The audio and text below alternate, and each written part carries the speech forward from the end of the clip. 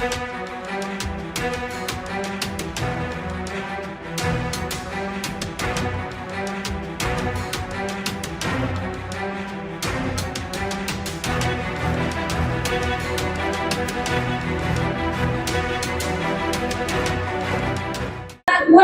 मध्ये प्राथमिक शिक्षक संघाचा सर्वसाधारण सभा सुरू आहे आणि या सभेत कुठेतरी गोंधळ आपल्याला पाहायला मिळाला आहे।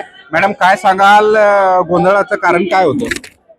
आलेल्या सत्ताधारी पक्षाच्या महिलांनी ज्या थोड्या महिला आल्या त्यांना चिमुटभर महिला हा शब्द वापरला आणि यांनी जे सत्ताधारी लोकांनी महिला आणल्यात आमच्या पैशानी, आमच्या बँकेतल्या पैशानी यांना गाड्या करून दिल्यात आणि त्यांनी त्यांची मौज मजा करून त्या इथपर्यंत आणल्यात आणि आम्हाला चिमुटभर म्हणतात।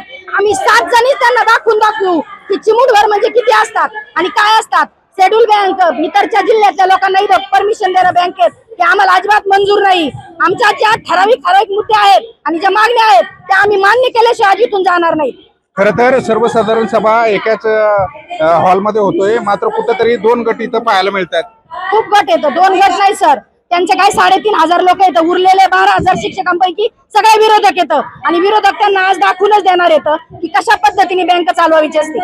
खरं तर या सर्वसाधारण सभेत गोंधळ झाला आणि कुठेतरी माईक हिसकावण्याचा देखील प्रयत्न झाला। महिला संचालक असताना हा गोंधळच व्हायला पाहिजे नाही। तुम्ही महिला संचालक आहे, तुम्ही इतर महिलांचा आदरच करायला पाहिजे, भले ते विरोधक असो सत्यातले असो। तुम्ही चिमुटभर हा शब्द कसा वापरू शकता? तेवढी सत्सद बुद्धी तुमच्याकडे आहे का?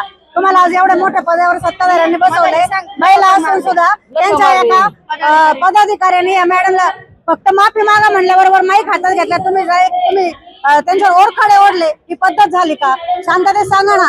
आणि एक शब्द माफी, तुमचा शब्द चुकलेला आहे तुम्हाला मान्य आहे, तरी तुम्ही माफी मागत नाही।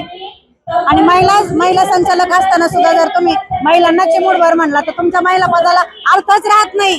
खरं तर तुम्ही म्हटलं की या सर्वसाधारण सभेत आम्ही स्वतःच्या गाडीने आलेलो आहे, इतर लोक मग कशा पद्धतीने आले? सगळ्या संचालकांनी, सत्ताधाऱ्यांनी त्यांना गाड्या करून दिल्या। आम्हाला सगळी खबर लागलेली आहे। त्यांना सांगितलं तुम्ही थोड्या वेळ मीटिंग मध्ये बसा, नंतर तुम्हाला मार्केटमध्ये शॉपिंगला सोडू, तुम्हाला मुद्दे मंजूर झाल्यानंतर तुम्ही शॉपिंगला जा। त्यांना स्वतःच्या पैशाने ठिकठिकाणी गाड्या उभ्या केल्या, त्या भागामधून महिला गोळा करून आणलेल्या आहेत, हे आम्हाला पण माहिती आहे। त्याच्यामुळे ह्या सगळ्या महिला इथं उपस्थित आहे। खरं तर आता तुमच्या मागण्या काय आहे आणि या मागण्या जर मान्य नाही झाल्या तर तुमची पुढील भूमिका काय असेल? पहिली आणि रास्त मागणी आहे, जे बाहेरच्या जिल्ह्यातील सभासद आहेत त्या सभासदांना आम्ही, जे शिक्षक आहेत त्यांना आम्ही शिक्षक बँकेचे सभासद होऊ देणार नाही। कारण 107 वर्षाची परंपरा असलेली ही बँक आहे आणि ही आमच्या पूर्वजांनी अहिल्यानगर शिक्षकांसाठीच उघडलेली आहे, तयार केलेली आहे। तर यावर दुसऱ्या जिल्ह्यातील शिक्षकांचा अधिकार नाही।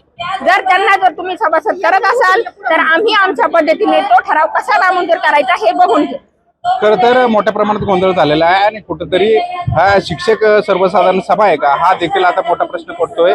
आणि जर मागण्या जर मान्य केल्या नाही तर कुठेतरी गोंधळ देखील होण्याची इथं परिस्थिती आपल्याला पाहायला मिळते। पोपट पिटेकर, अहिल्यानगर।